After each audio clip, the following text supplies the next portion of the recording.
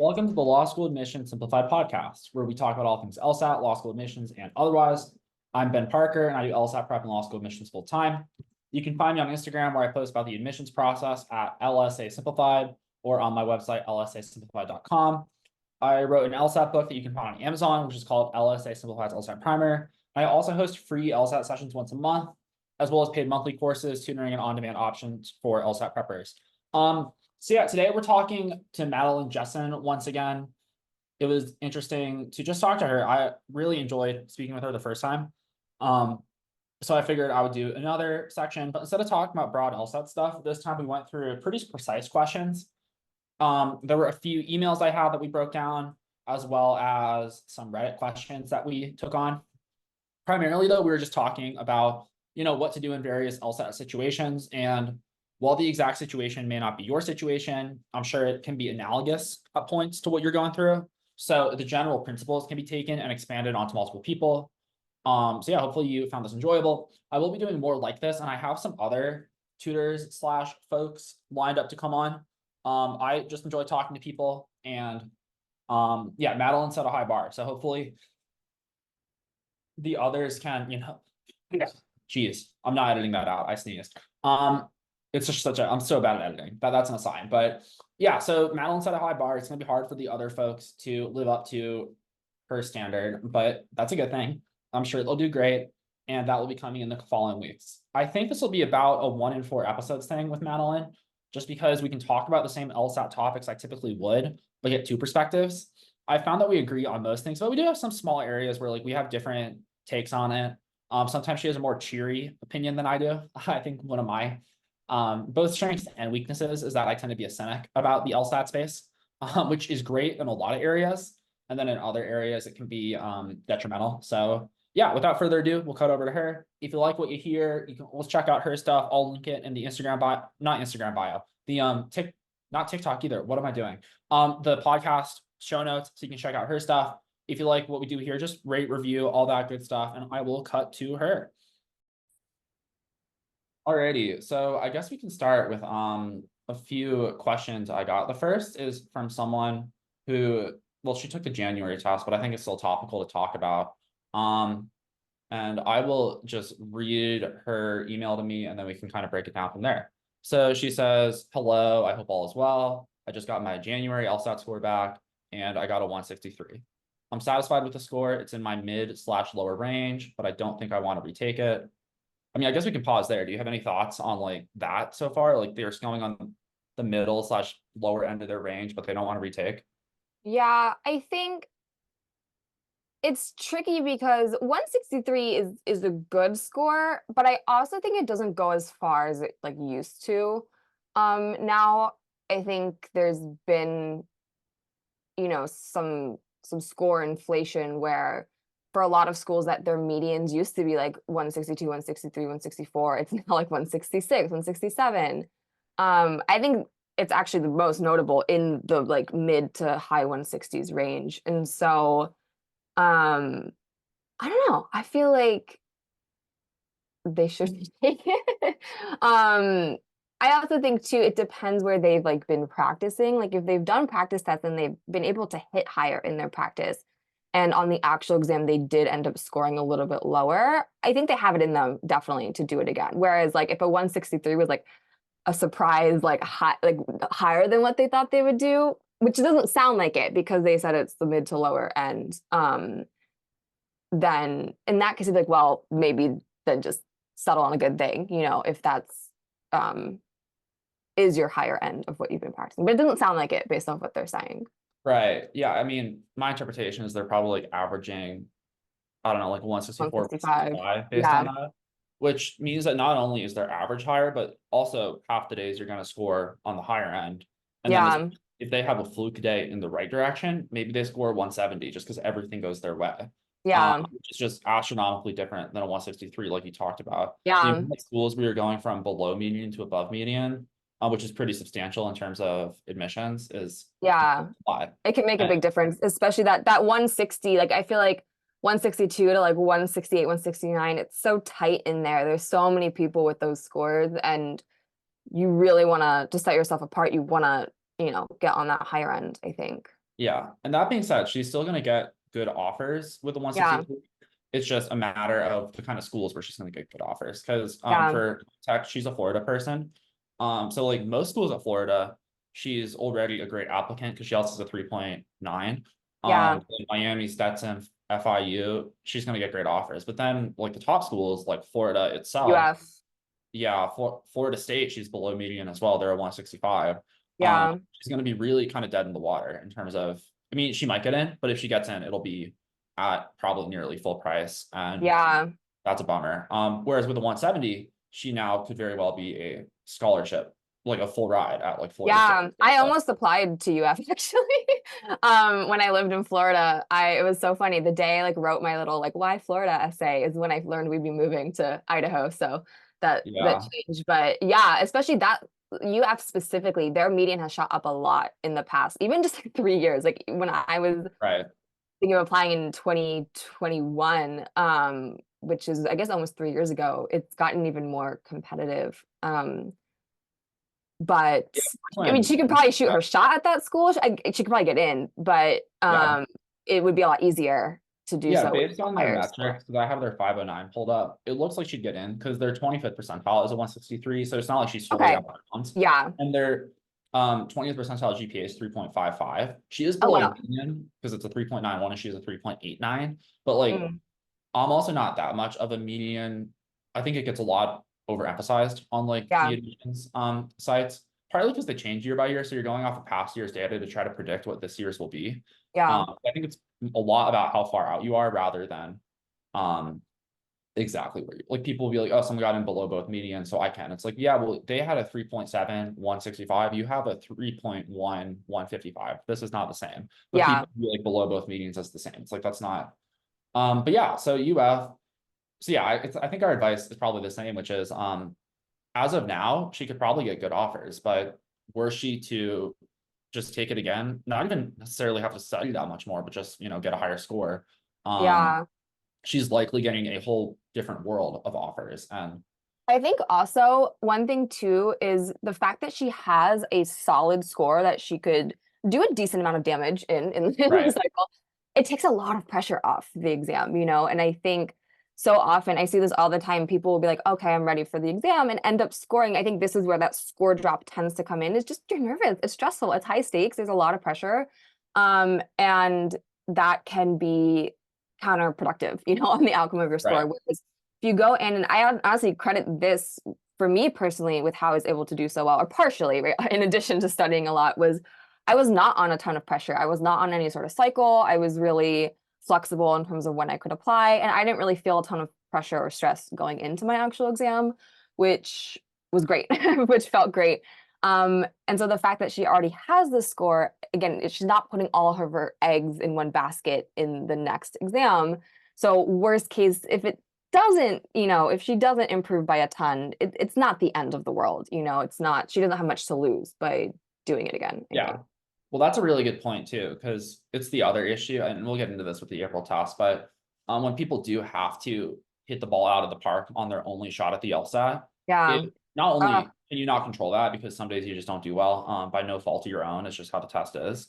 But mhm, also it introduces that like mental pressure where yeah. now you're like stressing like an LR question is not going your way, you start panicking. Yeah. The game section was first and you Doesn't didn't finish click. the last Yeah. game. Yeah, so it's so easy to have a meltdown. Whereas if you know, like, okay, I'm taking this test, hopefully it goes well. If not, I'm fine. Um, it's just such a better chance. I always tell people you should plan on taking it at least twice. Mhm. Sometimes you don't have to. Like, I hope for most people's sake that is the case, but most people are going to need to take this test more than once. Um, Yeah. so yeah, and she does continue. So I'll read the rest of her email and said, so she says, my main goal is going to be scholarship money. I can finish Mhm. up my essay and probably get all my applications in by the end of February. Would you think it is in my best interest at this point to wait for the next cycle and apply the day they open? Or is the cycle still considered, quote, slow and I should send them in ASAP?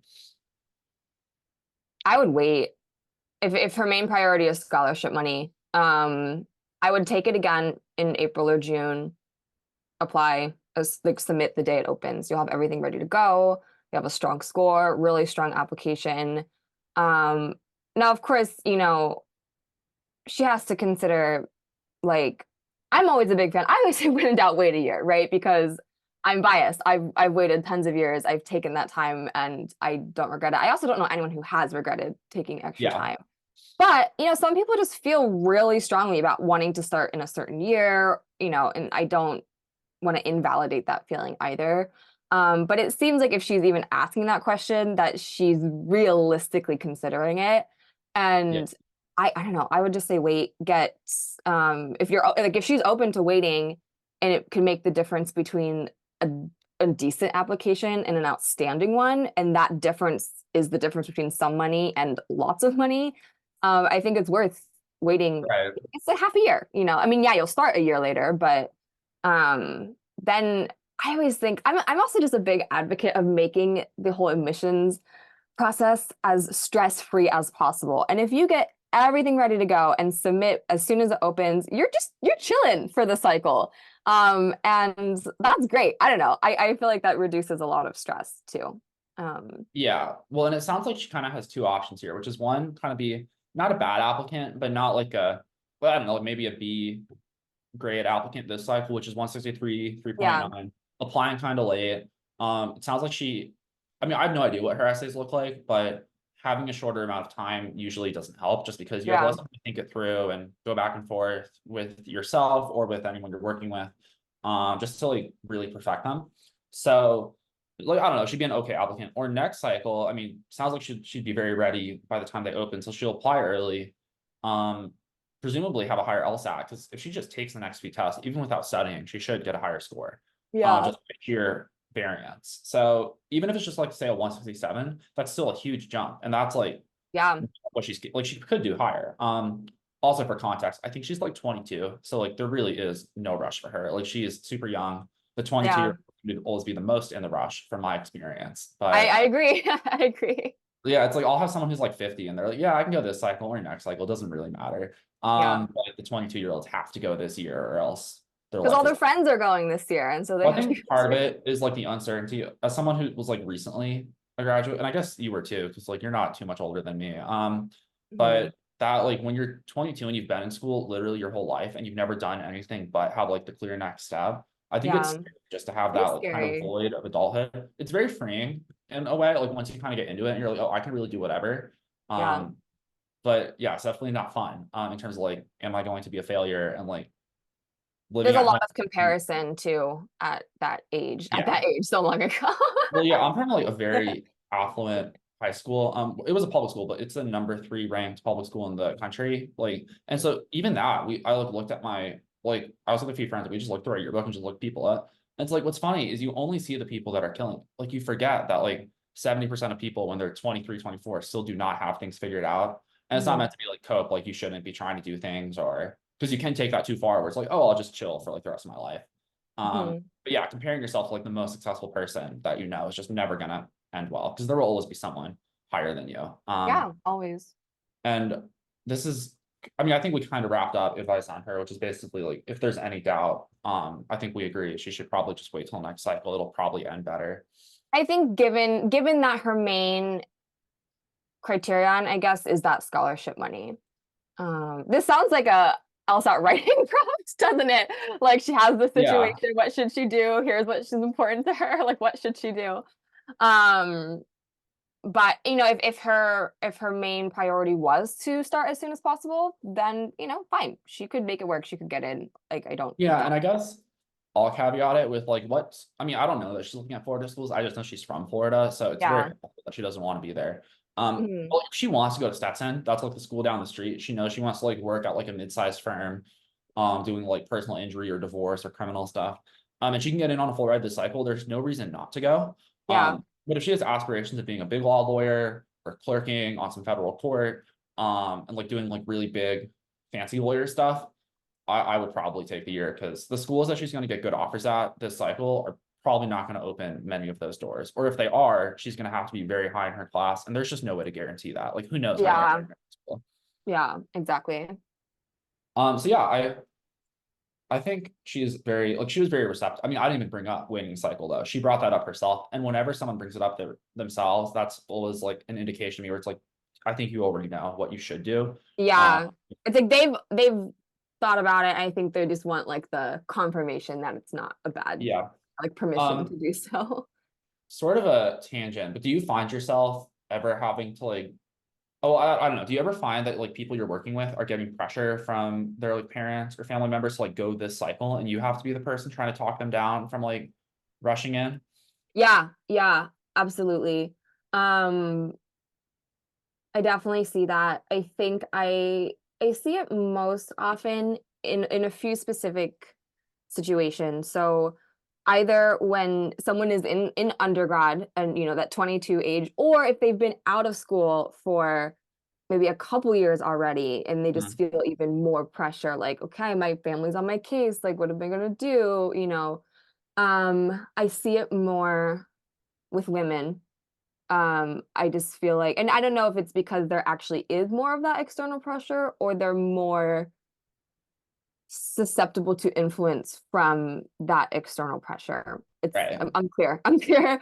I also noticed it more with people whose parents are immigrants or who are like first Yeah, I was gen or gonna say that second too. gen. There's a Yeah. lot of, I think a lot of that's the perception that just going to be a lawyer in the US will work out no matter what. Yeah. Which I think that's still a perception in a lot of like, people that have been here for generations, because it's lawyers and doctors, but it's not all lawyers and doctors, it's some lawyers and then Yeah. all. But Yeah. yeah, that's interesting because I find most people are pretty receptive. I think we all, with our messaging or just like where we market, you get a certain type of person that tends to sign up for your classes or like Hmm. do tutoring with you. I actually get very few men. My courses and tutoring is almost exclusively women. It's like probably 90-10. I don't know if Hmm. that's just like Instagram. Or my other hypothesis is that men are more reluctant to ask for help and Yeah. like sign up for something. Um, Hmm. who knows? Like I self-studied and like I didn't do anything. So like I guess I'm a sample of one, so it doesn't really help. But like, it is a thing. Yeah.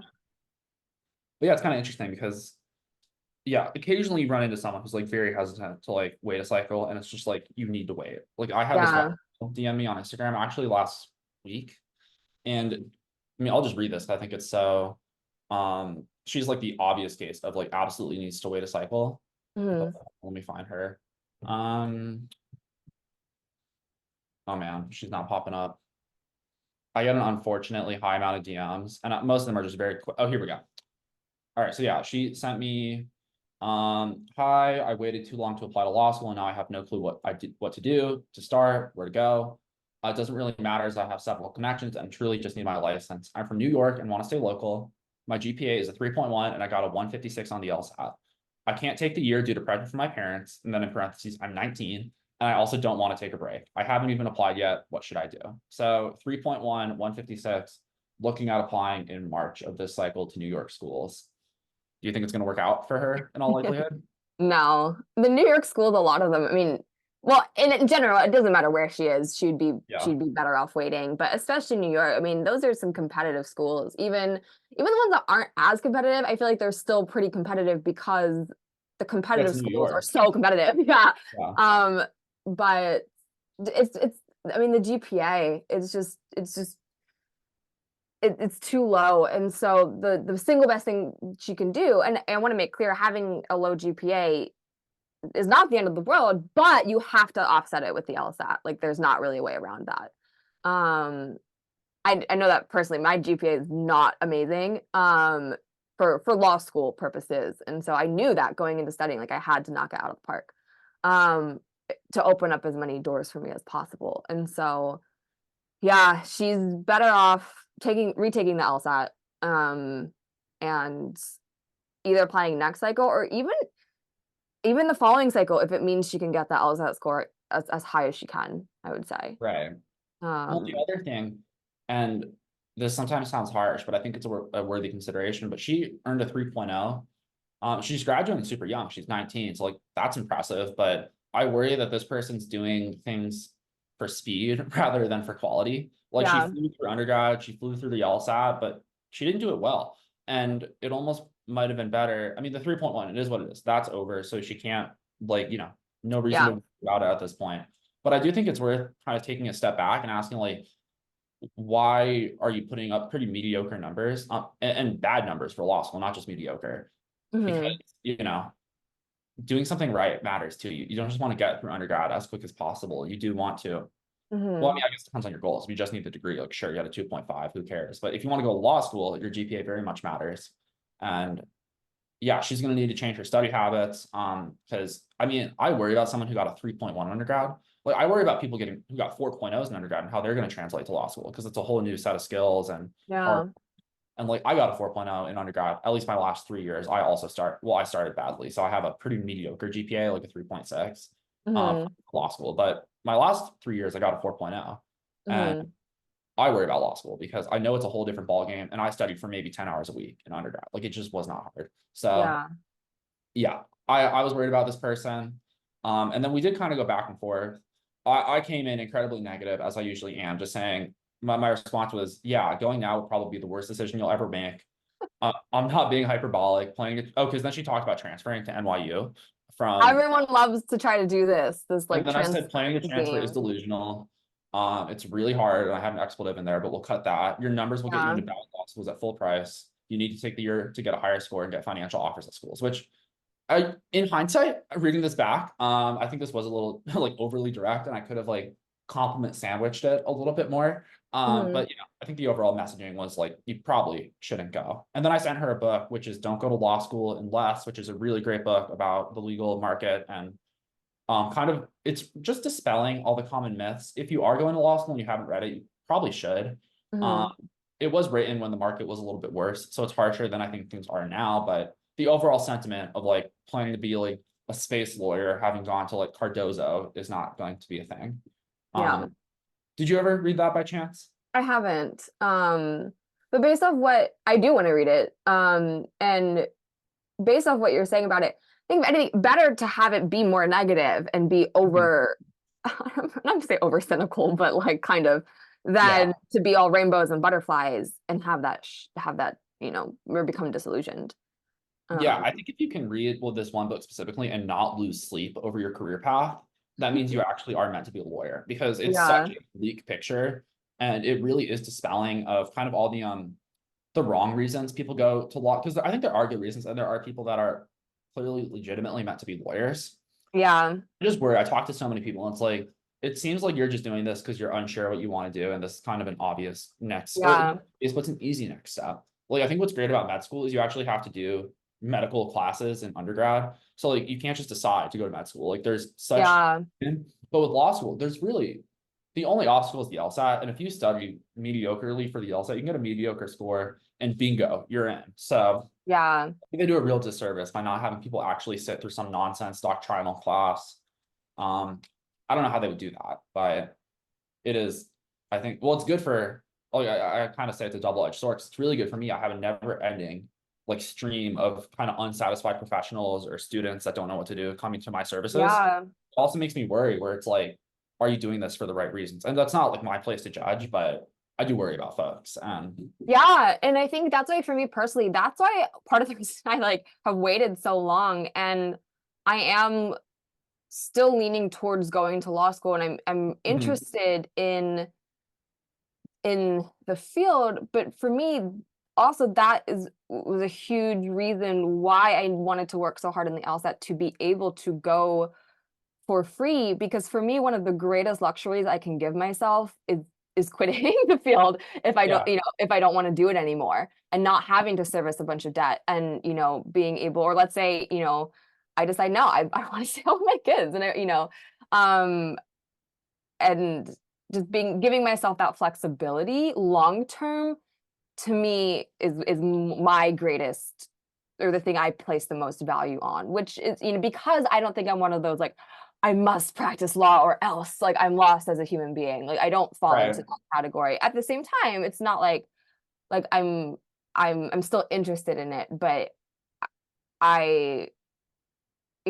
it's not, jury's still out if it's something I would want to do forever. yeah, and I think that's where it's prudent to just wait and then minimize the risk, because then if you do go, out debt, or at least like you can pay for it, because like, if it's like $5,000, it's like, it's I mean, you have like money saved. Exactly. But then it's like, if you graduate and you're like, wow, this is not for me, like, yeah, you've spent 3 years or whatever, but other than that, you've lost nothing and Yeah. you can just move on. So whereas if you are 200K in debt and you really don't have any skills other than like working at the DA's office making 60 grand, which you're never going to get out of that hole in, but it's the Yeah. only option you have. Like those are the people I worry about. Because then if you hate Yeah. the career you're in and you're not making much money, like that's the worst of all worlds. If you're going to hate your job, Yeah. at least get into big law where you make a ton of money. Yeah.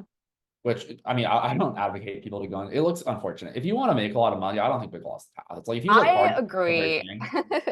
Like I if you actually look agree. at their hourly, it's pretty bad. It's pretty bad. There's so many. I just think this is like the inner mom in me, but not inner mom. I am a mom, so I guess outer mom. But there's so many, I think, long-term health costs in terms Oh, of for like sure. mental health, physical health, stress, substance abuse, like for a lot of people. And I don't know, that's what I worry about, I think. I could never do it personally. Like I would Yeah. die, I would literally cry like and quit Well, the first that's why I day. decided not to go to law school because Yeah. like I'm in a fairly serious relationship, not to like overshare about my personal life because no one cares, but like I don't know, I Mhm. have like a vision of myself doing things other than working at the office for 70, 80 Yeah. hours a week, which people hear that and they're like, oh, that's just some numbers. Like that really is, you are there from 7 to 7 every single day, Yeah. if not more. And that's including Saturday and Sunday. Like it's your life. There's no like doing anything other than being there. So for me, that was kind of where it's like, I don't know. That's just not what I want. And the other way I viewed it is once you get on the law school path, if you are trying to go to big law, you can never really get off. Yeah. Like there's that stigma. I mean, for one, it's already competitive enough to get those jobs. And then if you take a year to like find yourself, they're just like, oh, well, this guy didn't, so we're gonna hire him instead. So see ya. Yeah. Like good luck doing whatever you're doing. Everyone's replaceable, Yeah. right? Yeah. Oh, yeah. You're so. I mean, I talked to someone on it was a couple weeks ago on the podcast. She's actually someone I went to high school with, but I didn't know her. But like I Okay. have her on LinkedIn, and she went to Yeah. St. John's and then transferred to NYU. I think she was like top of her class at St. John's. And she did a big law associate position, and she was saying that like it's yeah, like everything they say is true. Like it's totally like the expectations are incredibly high. There's like no life outside of it. And also, it's all prestige there. Like once you get into big law, I just thought this was so funny. But now it's not who's in big law; it's who's at the biggest firm, like who's at the top. I didn't know the big law firm was ranked. That was news to me as someone who does this every day. But apparently, there's like the top 50 firms, and it's like Yeah. it's 14 where it's like, oh, you work at like a little crappy big law firm. So Yeah.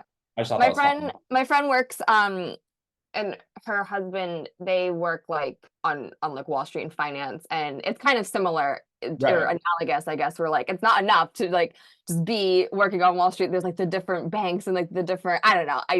It's not my world at all, but it's sort of entertaining as someone who's outside of it to hear about that a little bit. Yeah, it's just, and there are people where like that's their joy in life is just, and I'm a bit of a workaholic too. Like I put in long weeks, but it's like if I'm gonna put in long weeks, I at least want to like, own what I'm doing as opposed to just like doing paperwork for some person above me. Yeah. And also what I really enjoy about doing what I do is I have the freedom. So like if on a Thursday, I want to go do something, like I have a friend in town who like I haven't seen in a couple of years, I can just like go get lunch with them. And like, yeah, I might like miss out on doing something I was going to do, but like I'm not fired. Like things are Yeah. still going. And yeah, I think being a lawyer is fun. Like I don't want to get too negative because like it's just not for me, I think is ultimately what it comes down to. But Mhm. I think everyone should really be asking themselves if it's for them to, or if they're just kind of defaulting into this position. Because that's what I did Mhm. a while Mhm. where I was on the path of being a lawyer. And I'm very lucky that I ended up not doing it, but I very well could have. And I see myself and some of the people I talk to, and it's like, I really hope that you figure out this is not for you. Yeah. I do get people that tell me like they're not going. That's often, I mean, the best emails are the people where it's like, you definitely should be going, and that's a great school, like awesome. And the Yeah. one, like, I'm just not gonna do this. I have this better opportunity. I'm like, cool, like do that too. If that's like, or like worst case scenario, like you can do what you've kind of done, which is like take a few years, do whatever opportunity. Yeah. And law school is not going anywhere. Yeah, that's how I feel about it. And I'm very much about like minimizing the investment into it, or like the I guess the risk associated with it, so that it's not a huge deal either way, I think. Right. That's sort of how I feel about it. Which is Sweet. not super exciting, but No, I mean, it's yeah, it's pragmatic. not exciting, but it's a very, yeah, good way to go about it. And yeah, it is tricky because folks never want to hear that, but it really is the best advice, which is like law is not going anywhere. If there's anything that is calling you to do for a year, at the very like worst, it'll just make you a more attractive candidate because not that work experience is the biggest thing for law school, but Mhm. like at the very top, it certainly is. If you show up to Harvard without as a undergrad, they take a few because they have to, but they really prefer adults. Like they love 24, 25-year-olds as opposed to 21-year-olds. So Mhm. it always makes you more attractive, I think, to have been in the real world, especially as the rankings are shifting more towards employment outcomes, Mhm. which people are a little bit dancing on the LSAT's grave because of that, but at least some people are. Maybe I'm too deep in this world. But like, They're what? Sorry, I didn't catch that. oh, I'm too deep in the world of LSAT because people are like dancing on the grave of the LSAT because they're like, oh, employment Oh, yeah. matters now. Which it's like, yeah, but you know what? The LSAT correlates and GPA correlate very highly with. Like, I'm not saying they're perfect and they're not Yeah. necessarily causal, but they're certainly correlated because it's the same kind of skills. Like, can you work hard? Can you like present yourself? That sort of Mhm. thing. So yeah. Alrighty. Well, so I do this thing for folks, that if they want, I do a free LSAT audit of their study routine. Just like it's a really easy thing to do. And Yeah. you can add, I mean, you can point people in a much better direction for like, it takes 30 seconds of my time. It takes them 5 minutes to fill it out. So I have one of those and I just wanted to, take a look at that and get your thoughts. I think once again, we'll probably have similar opinions on what this person should do, Yeah. but yeah, so I will read it out. I guess I was gonna share my screen, but this is audio, so that would be bad radio if I just have you reacting. So, Okay. the first thing I ask, and I'll just power through this, 'cause it's like 5 questions, is what their current study routine is. And this person says they're studying logic games 2 hours per day, LR 30 to 40 minutes per week, and then no reading comp at all. I, which so like, okay, we're doing a lot of logic games, not a lot of LR or reading comp. Do you have any thoughts on that, like initially, just to have that split?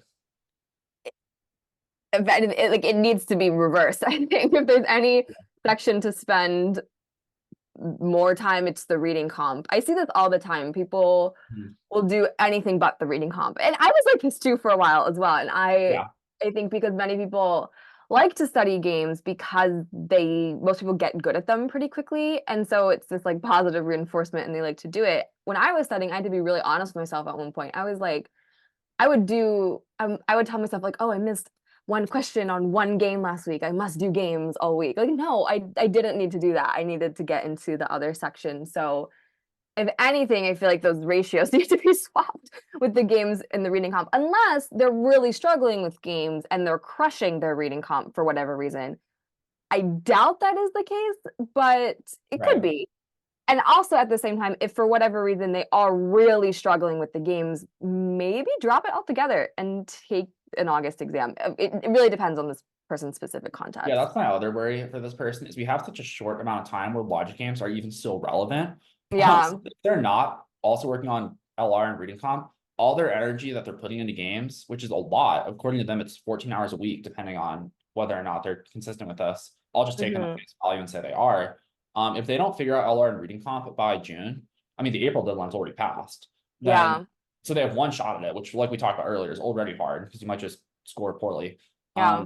Then all that time is wasted if they haven't figured out LR and reading comp because games is going away and you don't get to take those points with you into the August or Hmm. test. And as Yeah. we see with their scores, I don't think they've mastered really anything. Yeah. So going into how long they've been studying, she said she's been studying for 6 weeks, so very early in her journey. Okay. Um, she said she's using the religious books for Okay. her study, and then her scoring history is she said her last test was a 134. She Okay. started at 135. Her second score is a 138.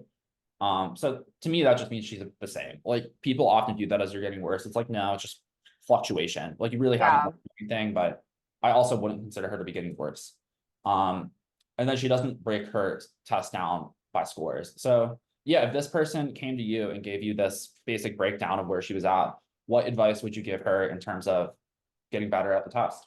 Yeah. I think really realistically, based off where she's starting, based off her score and where, you know, I don't know what her goals are, but any bare minimum goal would be probably at least those mid 150s, right? Yeah. I'd say so.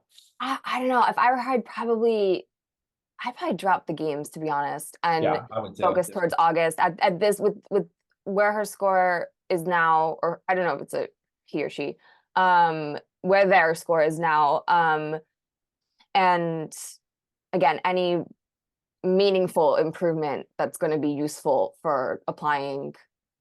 I just think it's better to drop the games altogether, focus solely on, or just sort of redistribute that time towards reading comp and logical reasoning. The nice thing, what I do like about those two sections, LR and reading comp, is obviously they're different, but a lot of the practice you do for reading comp does help indirectly with LR in terms of like the Mhm. ability to read the argument, and just comprehend what they're expressing to you. And whereas games is somewhat the odd one out a little bit. Yes, the analytical skills I think are still tested in a way in LR, but even just diverting that logic games time to, or redirecting it to reading comp, even if she doesn't change the LR time right now, I still Yeah. think it would indirectly help.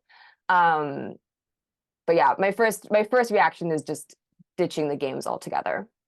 Yeah, which is unfortunate because I think for someone of her profile, and I agree with you, logic games is the section where this person probably could include Yeah, process, but just given how short of a time they have, I don't worry. She very well could get there with logic games by June. In fact, I think it's likely if she does it well. However, yeah, with LR and reading comp, to go from the 130s to like the 150s or 160s, which is where she should be aiming. yeah. It can happen in that window, but also for a lot of people, it won't by no fault of their own, just by the fact that it takes time. It takes So, time. Yeah, like, I worry about this person. I mean, I don't worry yet because this is not someone who has, she didn't give me any, like, I have to take the June test and then I'm applying no matter what. yeah, But I do worry that this person's a little misguided and probably just, I mean, I'm going to send her an email and then I'll also let her know that we talked about it. But basically just say like, hey, I would shift, well, for one, drop the games, and then hammer reading comp and LR. Because like you were saying, the skills do translate. I think those sections, what they're really testing is how well do you comprehend what's in front of you. Then yeah, they just do different things. Like LR is having you really argue with it, understand the weaknesses, whereas reading comp just has you regurgitate. But either yeah. way, if you comprehend it, you're just done. Like there's nothing you can do. So Hmm. yeah, I think she'll be fine. The 130s obviously are not like, it's on the lower end of starting points, but it's also not like unimprovable. I think Yeah, going from the 130s to like decent LSAT scores and decent offers happens all the time. She just needs to give herself the time to, figure out those sections and then take the test when she's ready. yeah, yeah. So yeah, hopefully, and yeah, it's pretty funny. I have this automated to send out to everyone who's in my email list, but very few people respond to it. Just like, hey, if you want a free LSAT, like audit. I think people worry that like I don't do it. Or maybe they just don't care, but the response rate has got to be like it's way sub 1% on the amount of people that actually respond. Maybe Hmm. that's just emails and no one wants to respond to emails and they're like, archive, ignore that. But yeah, fun stuff. Well, we'll go for, I mean, as long as you're okay with time, we'll go a little bit longer and then wrap it up. I Sure. think 45 minutes, an hour is about a good length. If you have to run though, obviously you can call it at I'm any point fine. because we've covered a lot of good stuff. Yeah, we'll save the person statement just because that takes a while to go through. Okay. It's fun, but they're just long. So it's a lot of reading going back and forth. Especially Yeah, also if one has a little bit of, I'd say, delicate stuff, and it's always just careful to like give meaningful feedback, but also not like, be harsh on folks because it is it's very personal. personal. Yeah, Yeah. and yeah, and so that's something I'm working on because I think I do a pretty good job compared to some other folks. Because there's some people that are really negative. They don't do personal statements anymore, but there was one podcast where they used to be really harsh. It's like they would just be making fun of people's. It's like I don't know. It's one thing to help people, but we don't have to like Yeah, make fun of people. Like point out what's wrong, but like also point out what's right, so people know what to lean into. yeah, Because everyone has a good story. You just have to help them find it. Um, so yeah, I guess we've got a few questions. I actually pulled some from Reddit just because people post a lot of questions there, and it's like good LSAT topics. yeah. Um, but this person asks, I go anywhere from -4 to -11 on reading comp, and it is usually due to an art passage where I get almost everything wrong for it. Um, if anyone has struggled with the art ones and became good at them, what did you do? And then they ask, are there art sources that I can read to get used to them?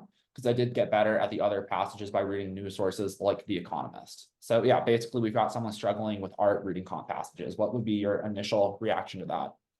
Yeah. One thing when they said about like extra materials, that's can be helpful, but I wouldn't have that be like the default plan of improvement. I still think the best way to get better is just doing more of the reading comp. I think what would be helpful for this person to do is specifically like make a list of which like passages that like which art passages they've had a hard time on and redo them. There's a lot of benefit from revisiting passages. Yes, like you're never going to see that passage on the exam and it's too late Right. for that passage, but I think so often what I see with whatever the problem topic is for people, a lot of times it's science, but for this person kind of Right. interestingly is art. Um and they sort of create this narrative in their mind that like I'm bad at this. And so um they will see the topic and you're not freeze, but they'll just assume they won't understand it, right? And so that's why I Yeah. think there's so much benefit to going back and redoing those passages you've struggled with until like rereading them until you're comprehending it, until you can confidently express, you know, or understand what those passages are expressing. I think that does a lot to build credit with yourself and sort of demonstrate to yourself like, no, I can understand this. I do understand this. I am capable of doing it.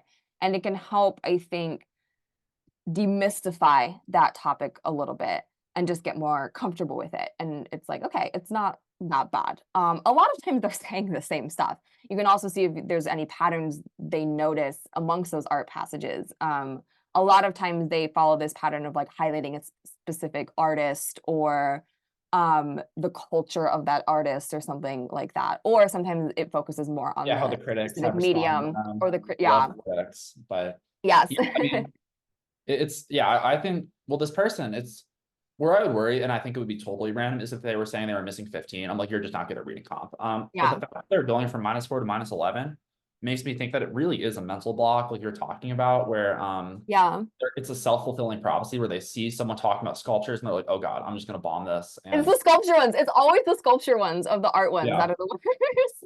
The And so Noguchi it's like one. it's yeah, because like this person, they're answering the questions fine in these other passages, and ultimately the skills being Yeah, tested are the same, which is did you read it, and then what's true based upon that. yeah, Um, so I worry for this person, it's kind of a mental thing, and I think the best way to get over it would be, like you said, to repeat passages, and then also just to like maybe just go in, find the pull up a section, don't even do the section, just find the passage and just do that.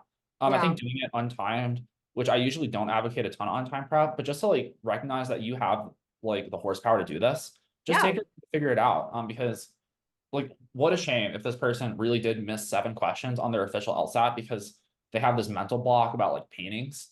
yeah. That is just such a bummer. Yeah, I haven't heard this about art though. You get the science ones a lot, but it's odd to hear um someone struggle with the art, which I don't know. I hated the law passages. That was my thing. Me And too. it's my first sign that like They're I so shouldn't go. dull.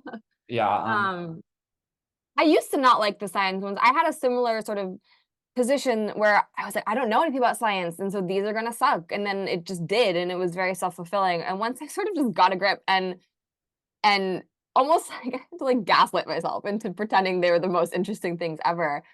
I Yeah. actually really appreciate and love science in general so much more than I used to. And as cheesy as it sounds, I kind of credit the LSAT with that, which is cool. I don't know, I think it's cool. Yeah, I've come around Um, on the art stuff and like the history, I think is really fascinating. I do yeah, always wonder if it's real, like, or if they're just making stuff up. Because like I've learned these like quote unquote facts from the LSAT, and I know they're adapted, but I know they sometimes yeah. have to modify them for LSAT No, purposes. I think a lot of the reading comp stuff is factual. A lot of the LR stuff though, I think is more Yeah. bent, I would Well, I've say. definitely seen stuff on LR where it's like, that's not right, but it's a premise, so Yeah, we have to accept it. And yeah. people sometimes struggle with that. So like, wait, but that's obviously not true. And I'm like, well, no, but for our purposes, we have to just, Obvious, yeah, to you in your real life, but not on in yeah. the text. I mean, the amount of strengtheners or weakened questions where like someone picked an answer, I'm like, that's attacking the premise. I get your inclination to do that, but you're just not allowed to do that. And Hmm. someone's like, okay, I see it, but like that's frustrating. Like that's why you prep, because by the fifth Yeah, time, you won't miss that. I do find myself the one thing I recommend people get a baseline knowledge of for the LSAT is evolution and like natural Yes, selection. Because Darwin. they test it so much. And people, if you don't understand like evolutionary pressures and like Yeah. population, I mean, I literally majored in evolutionary biology. So for me, it's like very second nature and like such intro level Yeah. stuff.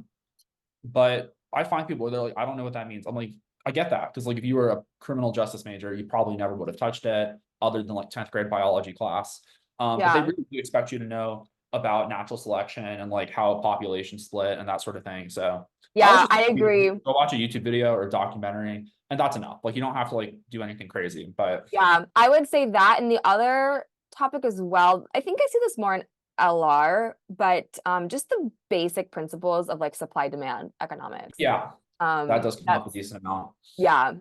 Which yeah, I studied economics in school. So for me, it's really intuitive, right? You know, I know that concept really Oh, well. well, it's always like econ 101 stuff, which like I took. Yeah. If you don't Yeah, understand exactly. that, If people had ever yeah, studied that, and sometimes I'll see a question, I'll be like, wait a minute, like this is easy for me, but like I might actually really struggle with this one if I had no foundation at all with this concept. Which just to avoid that position, you know, just again, it is econ yeah, 101. It's like micro, macro, not even, it's macro 101. yeah. It's like supply demand usually. Supply Like demand, sometimes market occasionally there's one on shares, like the money supply, but like it's like interest pretty. versus savings rates a little bit, but Well, they have that's minimum wage ones it. from time to time, which kind of hits on supply demand, but Yeah. people really struggle. Well, and also with these like kind of topical ones, including environmental ones, they don't have stuff you need to know for environmental, but people will pick stuff they agree with in real life. And I'm like, guys, that's not supported by the passage. Like, I get that you need Yeah. pain. Or they'll be talking about like emissions, and then one of them will be like, what's the source of the emissions? Is it like factories? I'm like, we actually don't care where they're coming from, like whether it's Yeah.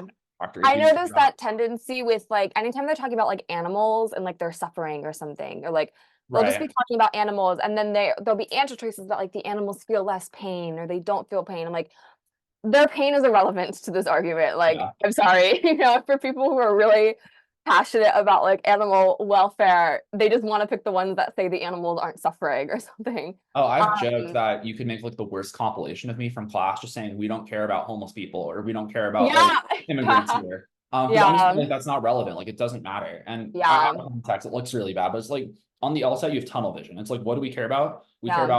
about like for example, like are the animals, I don't know, like appropriate test subjects or not due to like maybe financial reasons. And then someone's talking about Mhm. pain. It's like, well, we're an evil company here. We don't care if the animals are suffering. We just care about are they cheap to like Yeah, us through our system, which people struggle with because you know in the real world we should be analyzing all possible factors, but you get punished on the LSAT or not punished, but you really have to stay on topic. And they definitely in LR. I mean, I tell people it's actually a lesson I have, which I tell people not to do generally, but I think for like people in the 130s, 140s, it's worthwhile, which I call the point at issue, which I just have them go through LR topics and identify what's relevant and what's not. So like Mhm. on that question, they say, like, okay, the finances are relevant. However, we don't care about the suffering. It can also be the exact opposite. If the conclusion is about suffering, then we don't care about the money. Like it's like, who cares? We're Yeah. just tunnel vision. But yeah. Alrighty. Well, I guess we'll do like maybe like one or two more just because I think an hour is a pretty good length in terms of the recording. Okay. So this person said we're actually all right, we'll do this one instead. So this person says 139 diagnostic, 158 official score is their hope for me. And they say, hello, my LSAT journey began a year ago when I began studying, all while working a full-time consulting job. I scored a 158 on the October exam. While I'm grateful for the significant improvement from my diagnostic, I personally aim to achieve a more competitive score, preferably in the upper 160s or 170s. After my exam, I took a break from studying because I needed a mental reset. It's been almost 5 months since I last studied, and now I'm feeling super anxious and don't know where to begin. Any thoughts or anecdotes on how you approach a similar situation? And if I put in the time and dedication, is there hope for me?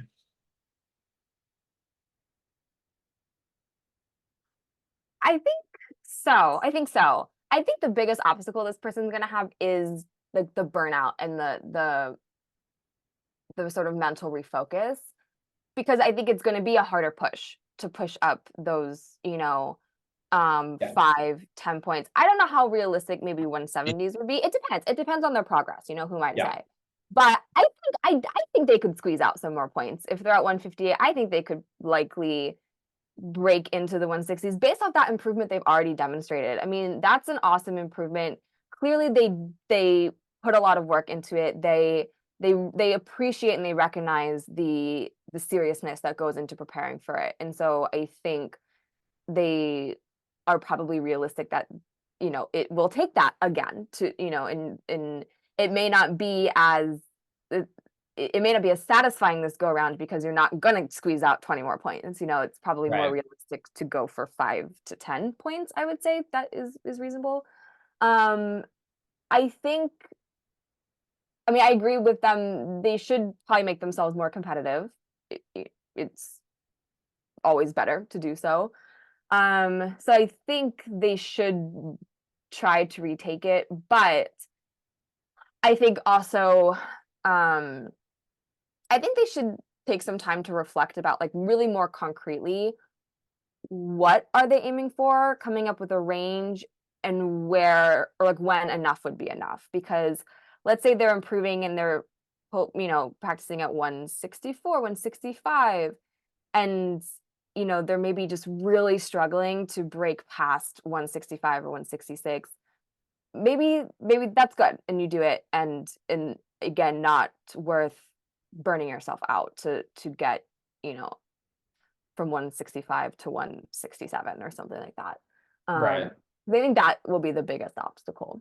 Yeah, as far as goals, I would just say it's very dependent on your schools. Because like I had Yeah. someone, she was literally only doing online programs, of which there's very few. And Mhm. none of them are exactly like the Harvards of the world. So I think the highest 70th percentile was like a 159 or something. And she got Mhm. 160. And she's like, I'm not retaking. There's no point. I'm like, yeah, like you Yeah, could do better, but like you were also above the 75th at literally every school you're applying to. Like, exactly. what's the point? And she had also she took the test in June and then gave birth in August. And she Oh, already had a toddler. And it's just like yeah. there's no need for you Yeah, I to was take the test. thinking Yeah. Um, either. you're already where you need to be. Like it's gonna be such a headache. And she could like she was really smart. She could have easily made it into the 170s, but for she's a mom, her husband's in the military, so they get moved around. And it's Yeah, like, why bother with which is like the opposite of why I'm always telling people to go higher. But it is very case by case. If there is literally no reason to go higher, yeah. for the schools you're going to, and this only applies to people who are like limited to like their geography or whatever set of schools. If you're like some undergrad and you can go anywhere in the world, this does not apply to you at all. Yeah. But it is very person dependent. Because yeah, if this person they're working in consulting, let's say they're like in like, I don't know, Chicago, just randomly picking a big city, they want to go part-time. They have like Loyola or like DePaul, both of which Yeah. are pretty mid law schools, and she could probably, or I'm assuming it's a she, it could be a he. They can get in really with, I mean, if they get to 165, what's the difference between 165 and 170? There's like no functional difference. Yeah, at that point, Go to exactly. Georgetown or U Chicago, they've got a real different situation for themselves. So a lot of it's Yeah. dependent. The other thing, like you were saying, the jump from 139 to 158, it's a great improvement, which does make me optimistic about this person continuing to improve. But Mhm. also, they picked up the easy points. They fixed the Yeah. which issues. They're no longer missing question 7 on logical reasoning. They're not missing the easy logic games questions. And you can still improve, but it gets a lot more precise and And more nitpicky. frustrating. Yeah, getting question 22 is going to be a different battle. It's the same skills, but it's a lot less forgiving in terms of even just picking a slightly, like what I'm always telling people is like the answers are still objectively right deep in the section, and it's still very learnable. It's the same skills. A paradox question is still a paradox question. Yeah. It still must be true, but they get a lot more convoluted. And the wrong answers also, they write them in more attractive ways. They're Yeah. still effectively wrong, but like question 1, there is usually nothing even close to being second best, where it's like Yeah. there's second best, it's like these are nowhere in the realm of acceptable. Whereas Yeah. they can kind of twist them on question 24. They're still wrong because like people struggle with that, but But it'll be like a prefix of one word that makes it wrong. Whereas, like, yeah. if they change it slightly, it could actually be correct. Or occasionally you even have to make a subtle inference to be like, okay, I don't like what I'll often find deep in the section is that I don't like any of the 5 answers. I'm constantly crossing off all 5 and then going, Yeah. okay, we'll have a little bit of grace on this question. It's an assumption, which I hate making on logical reasoning because I hate like helping the answers. I'm trying to always destroy the answers, but it's Mhm. like, I can't help these 4. Like there's no way to make them work. So we have to kind Mm. of settle for this one, even though It's the it's least bad, right? yeah, it's like, okay, these all suck, but at least this one sucks less. Yeah, because that's I tell people like we're not picking necessarily, although I want to. It's the right answer is not necessarily going to be the most objective best answer of all time. It simply has to be better than the other four. Right. That's ultimately the threshold we have to clear, even if it's not satisfying sometimes. Yeah, and Um, that's a really good point. Yes, sorry, continue. I didn't mean to cut you off. oh no, I just about this person, one other thing that I remembered that is something that they would have to think about is, they haven't been studying for 5 months. It sounds like they've taken that time completely off. And so I find that a lot of people, if they have taken that time off, they're not going to regress significantly, but you do get a little bit rusty, right? Yeah, And so definitely. a lot of times you can't just pick it up and onwards, it takes a few weeks to just get back to where you were pretty solidly before moving forwards. So that's just another thing to think about as well. I think though, this person, I don't know, I think they could probably break into those 160s. And I think depending on their context, it could be worth doing that. But I would take the pressure off to try to push like to 170 if they don't need Yeah. to. Yeah, I think like 165, they're definitely gonna get to with proper prep. Yeah. Beyond that, it's possible, but it becomes a little bit more murky. Kind of that natural aptitude, because there is some of it on the LSAT where some people are just naturally better at this. I think it's one of the things that sometimes we struggle with relating to people, and I've gotten better at it over time. Is like I was pretty, I think, naturally good at this test. You probably were as Mhm. well. And it took some polishing, but like it's pretty easy to Mhm. reveal the underlying skills. And that's where I tell people everyone can make it to 158. Like that's where you can get to. As far as this person going beyond that, they definitely can. You can always get better. Then it just becomes a how much time do you have to put in? Like I truly Yeah. think they won't get to 175 if they dedicated their whole life to it. Yeah. That's so impractical. Like who wants to spend their next 40 years studying the LSAT? It's just not worthwhile. Yeah. It's funny because people ask me sometimes, like, they're like, oh, you scored like, 173. Have you ever thought about taking it again to score higher? I'm like, no, I just don't want to. Like I could, but like I can't just pick it up tomorrow and solidly bust out that score. I'd probably have to still Yeah, you have a range I like have you to just get, also. yeah, exactly. Yeah. And it's like I have to get, everyone gets a little bit rusty, not with the question. I mean, I do the questions all the time, but just like the pressure, the timing, Oh, I never take time all testing of out. that. Like I just Yeah, like exactly. no I need don't to. either. Like, Yeah, there's no need to. And so like there's all these factors. Plus, it's the same situation. Like my score works more than well enough for my needs. And so I'm not gonna do it like for funsies. It's like that's like not a yeah. good enough reason for me. Well, I mean, it's a Um, stressful day. Like it takes up, hours of your day. It's not yeah. you have to deal with the proctors. Yeah. You also have to. It's cost of $222, which like it's not a ton of money, but also it's not insignificant. That's a Exactly. like you could do a lot of stuff with I just 222. rather do something else with that. Yeah. Exactly. Which like if this is your future, and this is your path, it's a pretty big drop in the what's a small drop in the bucket. But like if this Yeah. just like yeah, I mean, I've wanted to take the testing again to get a higher score because I know I'm capable of higher than I got, but Hmm. I have a contract with LSAT saying I won't, because they Hmm. actually used to have test prep people that would take it over and over, and they're kind of sick of it. They're saying, hey, the only reason to take a test is to apply to law school. Yeah. So I guess I could tell them I want to apply, but I'd be lying, so I can't do that. And yeah, it is interesting though, to see kind of how it changes. And I do know if I took it tomorrow, I could score probably as low as like a 171 if things go really bad. Like Hmm. I know I could run into a reading comp passage that could just eat me, and I would just Hmm. 3 questions. I don't Yeah. think it can, but it could. I still Yeah. need questions in class. Maybe might miss. Over the course of a month, we'll do 4 reading comp passages. We basically do one whole prep test plus a few extra questions. Hmm. And I will usually miss one LR question and then maybe a reading comp. So that's like -2. So that's like a 177, 178, but like it's Hmm. not a 180. Even at the level that we're at, you still make mistakes. And Yeah. I think people, I sometimes joke like, oh, what sets like a 175 apart from like a 180? I'm like, it's just oh, luck. It's it's pure luck. random. Like it's random. Yeah. Yeah, I guess you can't fluke a 180 where you could. No, I don't want to say fluke a 175, but like if you are averaging 170 and you're missing 10, you can just have a day where like your kind of bad questions happen to go your way. And Hmm. score 175. So like there's a little bit of randomness, I'd say. But also anyone scoring 175 is elite at the test. It's such a Yeah. minute difference from 180. That like functionally it doesn't matter. because like while the skills you can test on the LSAT, I think are relevant to law school. I think the difference between 175 and 180 are not. Like those people Yeah. are both freshers and they're both. Yeah. I mean, I might even argue that anything above like, I wouldn't even say like, I mean, maybe even like 168, anything above that is like functionally there's no difference in terms of like how they'll. That's what I would say if I were like evaluating people, but Yeah, I would agree. from what I see. But yeah, a lot of it's often just time. I find a lot of people. I actually think this applies to myself. But like I took the test before I think I was ready, and like I scored 99 percentile pretty safely. But I just know if I take another couple months, like I pretty reasonably could have scored like 175 plus if I just gave myself more time. Like, do you think that if you had studied another month or two, you would have squeezed out more points? I think so. And I was actually sort of on, because I took an August test, August 2020, and I was sort of on the fence of doing August or October. But I was just like, we wanted to have another baby. Like I had plans, I had stuff I wanted to do, you know, and I was just like, I was already like at testing at a point that I was more than happy with, like again, for my goals. So it's kind of like this person's position a little bit, just at a different percentile. Yeah. And I was like, you know, I could put another 2 months into this. I was like, I don't want to. Again, it would be diminishing returns for my needs at that point. And Right. I had like trips planned. I had my life to live. Like, so Yeah, that's what I was at too. Well, I especially was when we took like, the test. Our yeah. score was at, because I scored 173 my first take as well. It was Mhm.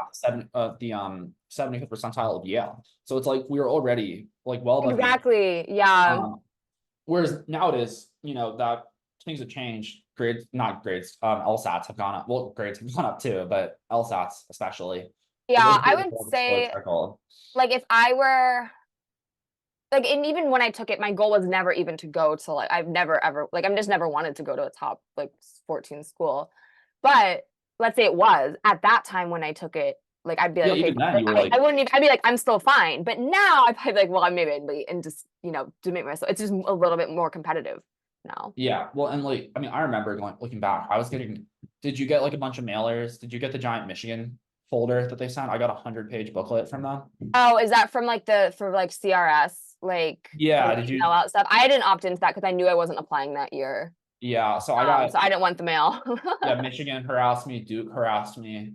I didn't get contacted from like Yale, Harvard, Stanford. I don't think they do reach out because like they don't need to. They don't need to. The lower T14s were like mostly Duke and Michigan. They were all over me. As like my CRS profile was like mostly A minuses because you like self-report your GPA, which I think was appropriate given that I started off bad, but then I got all A's my last 3 years. And then 170 something else at 173 at that point, and then STEM, and they were just like nonstop, which you know I just thought was interesting because they always act as if like I actually kind of have a thing with Michigan because they kind of like they like to act like they're like Harvard or Yale. It's like you guys, you're a good school. You're not Harvard or Yale. Like that there's a pretty big delta between the two of you or the groups of you. So I just find it interesting. But that being said, all the schools act as if they're Harvard or Yale. Like you'll get an email from like Stetson in Florida and they'll be like talking about their like fancy clinics and like we are an elite prestigious law school. It's like, yeah, you guys are fine. Like there's nothing wrong with you. But I tell this to people like, you know, when they ask about like interacting with law schools or whatever, I'm like, you know, if there's one thing about all law schools that unites all of them, they're all obsessed with themselves. They all love themselves. They all love to hear that they're amazing. If any law school's listening to this, you're all amazing. We'll just, you know, I'll feed the ego there, but yeah, you know, you're I don't think they're listening. They seem pretty out of touch. No, I know, but yeah, they all love themselves. So yeah, the thing that gets me is their little names. They're all named after someone. Like in Colorado, it's Wolf Law. I don't know who Wolf is, but he's some guy who probably donated money. Oh yeah, Arizona I think State, here it's like Rosenberg or something. Yeah, they'll call it UK. Sandra Day O'Connor School of Law in Arizona State. I'm like, just call it ASU. It's ASU. Like, chill. Yeah. It's not. But that's like my little pet peeve. People love it though. Like everyone, whenever I see a LinkedIn announcement, so like I'm going to like the like I don't know Scalia School of Law and like George Mason. George Mason. Like one of them Scalia's or it's named after him or whatever. It's like it is George Mason. Okay. Yeah, there's nothing wrong with that. It's just like that's so silly. Like if you tell me school, like, I don't even know what school it is, but I know George Mason is George Mason, which is a fine PC, like average law school, I guess, on par with probably like American, a little bit above Catholic. Like, I don't know that much, but like, you know, but when you say Scalia, I'm like, I don't even know which one that is. So it's my pet peeve. The law schools and law students seem to love it, but as someone from like the outside looking, it just strikes me as so silly. It's like if you go to a good Yeah. school, it's named kind of like no one knows what Harvard's named after. I don't know who Harvard's person is, but Yeah. no Arizona State's. So I just find that kind of interesting. Yeah, I wonder if Harvard even is named after. It's not. I think It's just, I think it's just Harvard. I wonder if any of them up there. Yeah, Yale's not either. Yeah, I don't know. I just found it amusing because like I think it's interesting that, I mean, such a small thing, this is but bringing up this whole other sort of topic, but I find like a lot of people, once they go to law schools, they sort of feed into this like narrative where their legal education becomes their identity, which, you know, yeah. again, for some people it's what a really important thing. For me personally, I just have a really hard time understanding that. But everyone has different, you know, values and Well, I think there's a lot, so. especially when I think especially young people, Younger, yeah. like in our early mid-20s, when you do have friends that are doing like, or people you know that are doing really impressive stuff. And from the like it always, I'd say, like looks better from the outside looking in than it truly is. But, like no one really 1,000% together on the inside. Yeah. It's so funny because, like, you know, I went to Georgetown for undergrad and Yeah. I liked it. Like I don't regret going there, but it's it can get culty sometimes, like these schools. Right. And like, yeah, there's a lot of excellent high achieving people. Some of the dumbest people I've also met have been at those at that school too. So I mean, not to say law school the same way, but it's, I don't know, it's interesting that I think, and this doesn't just apply to law schools or schools in general, like I just think most things are not the end all be all that we tend to. Yeah, I mean, you don't want to like value your worth depending on what law school you go to. Yeah. I worry that occasionally I come off as elitist because like I'm always dunking on the lower ranked schools, but it's not because that matters to you as It's a a person. pragmatism. It's about the outcomes and where you're gonna end up. Like the thing that drives me the most insane is the undergrad rankings, because undergrad rankings literally have no core. Well, I mean, there's some core. If you go to Harvard, yeah, there are going to be consulting and banking firms that are more likely to hire you than like if you go to like, University of Colorado. But I know for a fact, like I had kids that went to Ivies out of my school. I didn't care about college, so like I just went to like, well, I mean, I did care, but I was going based on sports offers instead of. So I was going to like, oh, playing at Oregon would be sick, so I'm gonna apply there because like I have an offer. Instead of like Oregon's like a pretty mediocre not law school undergrad. So it was just interesting stuff, but like I wasn't applying to like elite schools. I just didn't care. I was like, I'm not gonna apply to I don't have offers to play on their teams. They're too good for me. So like I'm not looking there, and so it's funny because then it's like, oh, you look back and I don't know. There's definitely some correlation, but I don't think it's causal. I think it's more so that like people that crush it tend to go to those schools. And I went to the university, very mediocre undergrad, nothing wrong with it, but like not crazy, but like I feel like I'm doing fine. I know a lot of people, No, exactly. like what you make of it. It's what you make, exactly. And then I do know kids that went to like Chicago or like Columbia, and their whole identity was just getting into college. And now a lot of them have kind of burned out because it's like there was never, I think, any underlying like goals. And I don't know, I see this on people like I'll meet like 16-year-olds applying to college, and for so many it seems like it's the end all be all. It's like this is just like the next step. You don't have to go to like Harvard or Dartmouth or your life is over. Like there are other good schools. People push out of state school all the time. It really is what you do with it. And sure, it might be easier to get hired out of Dartmouth, but like if you're a crusher out of like the amount of job opportunities I had coming out as a poli-sci major at like a mediocre school was insane. Like if you put yourself out there and like are actually kind of a go-getter, there's a lot of job opportunities. Which always makes me worry about people that are like, I can't find a job. It's like, I worry that that is more of like, I mean, I don't want to sound harsh again, but like sometimes a reflection upon the person more than that. Like, I just had so many job opportunities coming out, and I decided not. Well, they weren't like, exciting, but like they were there, like decent jobs, doing like semi-prestigious stuff, but like not. I don't know. Not to like get into like whole, like you're fine. Doesn't matter what pace you're at. It's your own pace, but yeah, there is a lot of that with law school because people are so worried about like I'm not going this year, or yeah, all that fun stuff.